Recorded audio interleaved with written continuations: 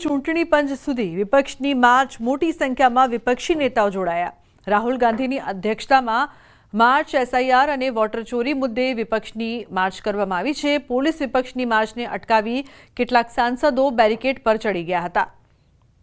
તો વિપક્ષ દ્વારા માર્ચ કરવામાં આવી રહી છે। માર્ચને અટકાવીને કેટલાક સાંસદો બેરિકેડ પર ચડી ગયા હતા। પોલીસ દ્વારા વિપક્ષની માર્ચને અટકાવવાનો પ્રયાસ કરવામાં આવ્યો। મોટી સંખ્યામાં વિપક્ષના નેતાઓ જોડાયા છે। સાથે જ અનેક મુદ્દે વિપક્ષ દ્વારા આ માર્ચ કરવામાં આવી રહી છે। દ્રશ્યોમાં આપ જોઈ શકો છો કે કઈ રીતે પોલીસ દ્વારા તેમને અટકાવવાનો પણ પ્રયાસ કરવામાં આવી રહ્યો છે। સંસદ ભવનથી લઈને ચૂંટણી પંચ સુધી વિપક્ષ દ્વારા આ માર્ચનું આયોજન કરવામાં આવ્યું છે અને મોટી સંખ્યામાં વિપક્ષના નેતાઓ જોડાયા છે। અનેક મુદ્દાઓને લઈને તેઓ જોડાયા છે અને પોલીસ તેમને રોકવાનો પણ પ્રયાસ કરી રહી છે। રાહુલ ગાંધીની અધ્યક્ષતામાં આ માર્ચ છે જે યોજવામાં આવી છે। એસઆઈઆર અને વોટર ચોરી મુદ્દે વિપક્ષની આ માર્ચ છે। તો પોલીસ વિપક્ષની માર્ચને અટકાવી રહી છે। કેટલાક સાંસદો બેરિકેડ પર ચડી ગયા હતા જેમને પોલીસ દ્વારા રોકવાનો પ્રયાસ પણ કરવામાં આવ્યો છે। આપ જોઈ શકો છો કે અનેક વિપક્ષના મોટા મોટા નેતાઓ છે કે જે આ માર્ચમાં જોડાયા છે। અનેક મુદ્દે આ માર્ચ યોજવામાં આવી છે જેમાં વોટર ચોરી અને એસઆઈઆરનો મુદ્દો પણ શામેલ છે। સંસદ ભવનથી ચૂંટણી પંચ સુધી વિપક્ષની આ માર્ચ છે જેમાં મોટી સંખ્યામાં વિપક્ષી નેતાઓ જોડાયા। वोट की चोरी हुई है और ये जो सरकार मोदी जी की सरकार बनी हुई है ये चोरी से बनी है और इसी का विरोध करने के लिए हम लोग चुनाव आयोग तक जाएंगे। हम लोगों की बात नहीं सुनी जा रही है, पार्लियामेंट के अंदर नहीं सुनी जा रही है, पार्लियामेंट के बाहर नहीं सुनी जा रही है। ये लोकतंत्र के लिए बहुत ही चिंता का विषय है कि चोरी से सरकार बन रही है। वोट चोरी देश के साथ देशद्रोह है, ये देखिए। और इस देशद्रोह में जो दोषी हैं समेत चुनाव आयोग के मुख्यतम अधिकारियों के उनको सजा मिलनी चाहिए, क्योंकि ये हमला आम व्यक्ति पर है, वन मैन वन वोट के प्रिंसिपल पर है। ये हमला हर उस व्यक्ति पर है जिसका प्रजातंत्र और वोट के अंदर विश्वास है। और इसका निर्णायक फैसला, ये मुहिम जो राहुल गांधी जी ने जिसकी शुरुआत की है, अब पूरे देश के लोग, सब राजनीतिक दल इससे जुड़ चुके हैं। जब तक दूध का दूध पानी का पानी नहीं होगा ये आंदोलन चलेगा। अन्य समाचार अमदावादथी धारासभ्य અને કોર્પોરેટર બન્યા રોષનો ભોગ। નિકોલ વિસ્તારના લોકોમાં કામગીરી મુદ્દે નારાજગી। ધારાસભ્ય બાબુભાઈ જમનાદાસ પટેલ, ભાજપ કોર્પોરેટર બળદેવ પટેલ લોકોના રોષનો ભોગ બન્યા। રસ્તા પાણી સહિતની સુવિધા ન મળતા નારાજગી જોવા મળી તો નેતાઓ અને સ્થાનિકો વચ્ચે ઉગ્ર બોલાચાલી પણ થઈ। વરસાદી પાણી ભરવાથી લોકોને ઊભી થઈ રહી છે સમસ્યા।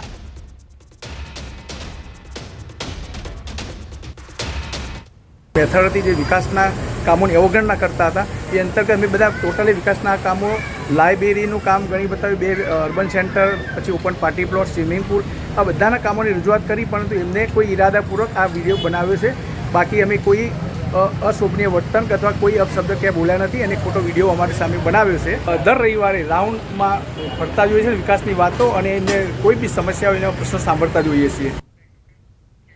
અને સમાચાર નવસારીથી ડાંગના સાંસદ ધવલ પટેલ બન્યા આક્રમક। કોંગ્રેસના ધારાસભ્યોને આડે હાથ લીધા। અભદ્ર ટિપ્પણી બાદ રાજકારણ ગરમાયું। જિગ્નેશ મેવાણી અને અનંત પટેલને ચેતવણી આપી। પૂર્વ કેબિનેટ મંત્રી નરેશ પટેલ વિશે અભદ્ર ટિપ્પણી કરી હતી। ધવલ પટેલે કહ્યું કે હવે પછી જો અમારા મત વિસ્તારમાં આવીને જો કોઈ આવી અભદ્ર ટિપ્પણી કરવામાં આવશે તો અમે અમારી ભાષામાં જવાબ આપીશું।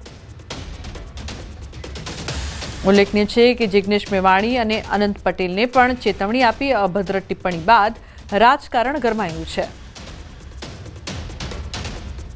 નવસારી જિલ્લાના વાંસદા તાલુકા ખાતે ગઈકાલે આદિવાસી સમાજની રેલીમાં જિગ્નેશ મેવાણી અને અનંત પટેલ દ્વારા ગણદેવી વિધાનસભાના ધારાસભ્ય નરેશ પટેલ વિશે અભદ્ર ટિપ્પણી કરવામાં આવી હતી અને જેને લઈને હવે રાજકારણ ગરમાયું છે અને વલસાડ ડાંગના સાંસદ ધવલ પટેલ પણ આક્રમક મૂળમાં આવી ગયા છે। સીધી વાત કરીશું કે આ પ્રકારની રાજનીતિ કરવું કેટલું યોગ્ય છે ધવલભાઈ? અમારી ભારતીય જનતા પાર્ટીની સરકાર, ભારતીય જનતા પાર્ટીના કાર્યકર્તા અને ભારતીય જનતા પાર્ટીના નેતા જ્યારે કોઈ અમે વાત કરીએ છીએ ત્યારે મુદ્દા આધારિત વાત કરીએ છીએ। કોઈ પણ પરિવાર, માતા બહેનો ઉપર ચાહે અમારા પક્ષના હોય કે સામેના પક્ષના હોય, એમની પર કોઈ પણ જાતની ટિપ્પણી કરતા નથી. પણ કોંગ્રેસના ધારાસભ્યો બંને અહીંયાના પણ અને ત્યાંના પણ જે અભદ્ર ટિપ્પણી અમારા ગંડેરીના લોકલાડીલા ધારાસભ્ય, પૂર્વ કેબિનેટ મંત્રી અને આદિવાસી સમાજના દાયકાઓ સુધી જેમણે સેવા કરી છે એવા નરેશ પટેલની માતા વિરુદ્ધ જે અભદ્ર ટિપ્પણી કરી છે એ બતાવે છે એમનું નિમ્ન કક્ષ કેટલું છે, એમણે કેટલી ખરાબ રીતે અમારી નરેશભાઈની માતાના વિશે અભદ્ર ટિપ્પણી કરી છે. अन्य समाचार गीर सोमनाथથી પૂર્વ સાંસદ દિનુભાઈ સોલંકીના આરોપ સોમનાથ કોરિડોરને લઈને આંદોલન કરનારા સામે આક્ષેપ. તેઓ કહ્યું કે પોતાની પ્રોપર્ટી બચાવવા અને નેતાગીરી બચાવવા આંદોલન કરી રહ્યા છે, જ્યારે ગરીબ લોકોના ઝૂંપડા તૂટ્યા ત્યારે કેમ ન બોલ્યા. આપની ફરજ આજે શું છે કે સોમનાથના વિકાસમાં અને પ્રજા વચ્ચે જે ગાંઠ ઊભી થઈ છે, જે અંતર ઊભું થયું છે, એ અંતર પૂરું કરવા માટે તમારે પુલ બનીને પ્રજા અને સરકારની વચ્ચે તમારે સેતુ બનીને આ પ્રશ્નનું નિરાકરણ લાવવાને બદલે આ બાલાભાઈ જેવા તો પોતાની હોટલ બચાવવા માટે રાત દિવસ મહેનત કરવા માંડી ગયા છે. તમે તો કહેતા હતા બધા કે અમે તો સોમનાથના ગણ છીએ, તો આ ગણ બધા ગયા ક્યાં? મારે એટલું જ કહેવું છે કે તમે અમારી સંવેદના અસરગ્રસ્ત ભાઈ બહેનોના જેના પણ મકાનો જાય એની સાથે અમારી છે, અમે તમારી સાથે છે, અમને તમારો વિરોધ નથી. તો હવે નજર કરીશું ટોપ 3 ન્યૂઝ પર. અમદાવાદના નહેરુનગર પાસે કારની ટક્કરથી 2 લોકોના મોત. સુરતના લિંબાયતમાં ચપ્પાના ઘા મારીને યુવકની હત્યા. શ્રાવણના ત્રીજા સોમવારે સોમનાથમાં ઉમટ્યું ભક્તોનું ઘોડાપુર.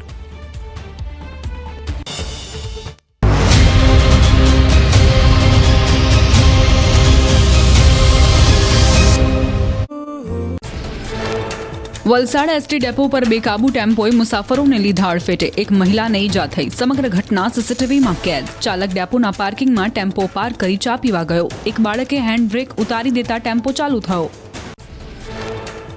દ્વારકામાં બેફામ રફતારનું કેસ સીસીટીવીમાં કેદ. ભદ્રકાળી વિસ્તારમાં પૂરપાટ દોડતી કાર રેસ્ટોરન્ટમાં ઘૂસી. અકસ્માતથી બાંસુરી ગ્રાન્ડ રેસ્ટોરન્ટ માલિકને ભારે નુકસાન. સદનસીબે અકસ્માતમાં કોઈ જાનહાનિ નહીં. વડોદરામાં નવલખી મેદાન પર સ્ટંટબાજોએ કબજો જમાવ્યો. રોડ પર એકસાથે 3 કાર હંકારી સ્ટંટ કર્યા. પોલીસ પરવાનગી વિના ડ્રોન ઉડાવી રીલ પણ બનાવી. સાઉથની ફિલ્મ હોય તેમ સ્ટંટ કરી પોતાના અને બીજાના જીવને જોખમમાં મૂક્યા. બનાસકાંઠા જિલ્લામાં ધાનેરાના રેલ નદીમાં લબર મુછિયાએ સ્ટંટ કરતા દેખાયા. મોંઘી દાટ ગાડી અને બ્લેક કલરના કાંચવાળી ગાડી લઈ રેલ નદી બાનમાં લીધી. નદીના પટમાં બ્લેક ફિલ્મની ગાડી લઈ ફરતા યુવાનોનો વિડીયો વાયરલ. પોલીસના ખોફ વગર જાહેર રસ્તા પર કર્યા સ્ટંટ.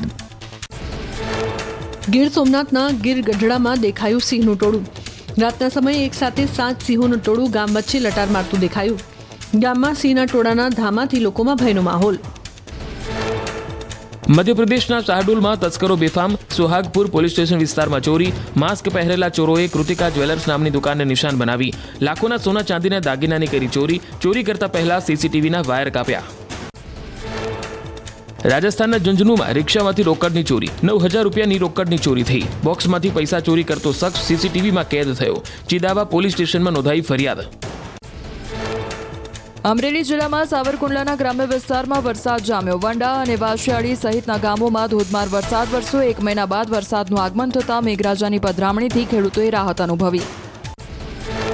સુરેન્દ્રનગર અને વઢવાણ શહેરી વિસ્તારમાં વરસાદ વરસ્યો. લાંબા સમયના વિરામ બાદ સુરેન્દ્રનગર શહેર સહિત આસપાસના વિસ્તારોમાં વરસાદના આગમનથી વાતાવરણમાં ઠંડક પ્રસરી. ખેડૂતોમાં ફરી વરસાદ પડતા આનંદની લાગણી ફેલાઈ. અરવલ્લી પંથકમાં વરસાદી માહોલ. માલપુર સહિતમાં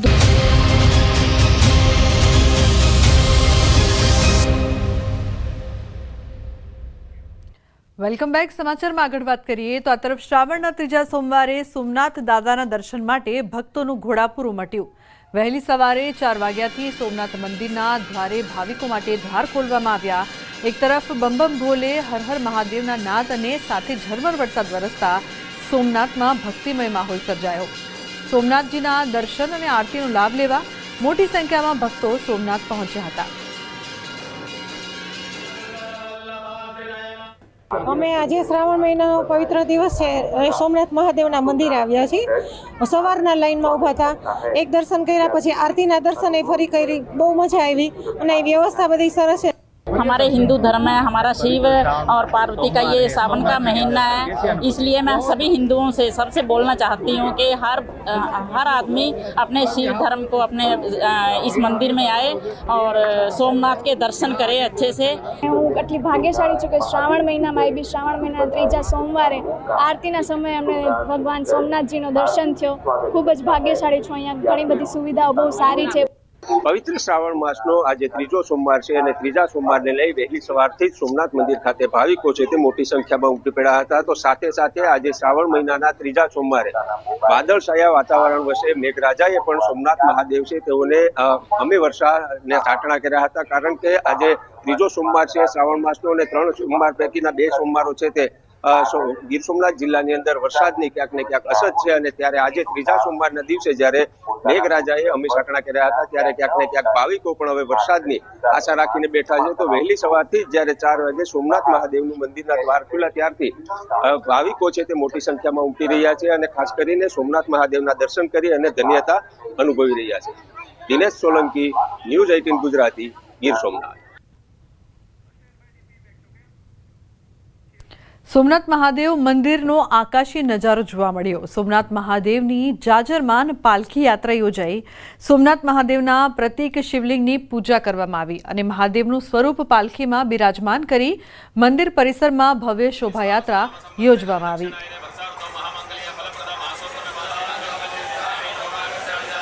મહત્વનું છે કે મહાદેવ મંદિરનો આકાશી નજારો છે તે સામે આવ્યો છે. શ્રાવણ મહિનામાં ખાસ ભક્તો પહોંચી રહ્યા છે. મહાદેવની જાજરમાન પાલખી યાત્રા પણ યોજાઈ હતી અને ભક્તો પણ ભગવાનના આશીર્વાદ લેવા માટે ખાસ અહીં પહોંચ્યા હતા.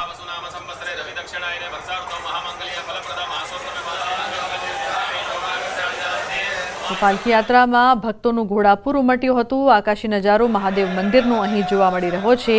મોટી સંખ્યામાં ખાસ ભક્તો શ્રાવણ મહિનામાં સોમનાથ દર્શન કરવા માટે આવતા હોય છે.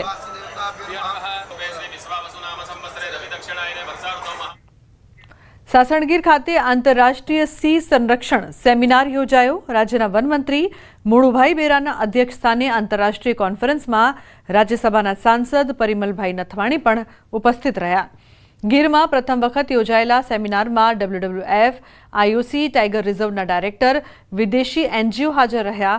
સેમિનારમાં સિંહોની વસ્તી, પ્રજાતિઓની પુનઃપ્રાપ્તિ, સંશોધન, વર્તમાન પડકારો અને નીતિ વિષયક બાબતો અંગે ચર્ચા કરાશે. તો આ સેમિનાર દરમિયાન રાજ્યસભાના સાંસદ પરિમલ નથવાણીએ મહત્વનું નિવેદન આપ્યું.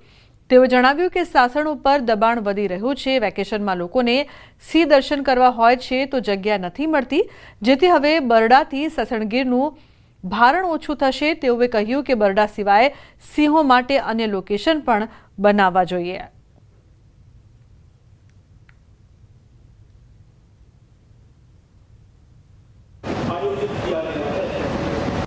સાસણ ઉપર બહુ જ દબાણ વધી રહ્યું છે. લોકોને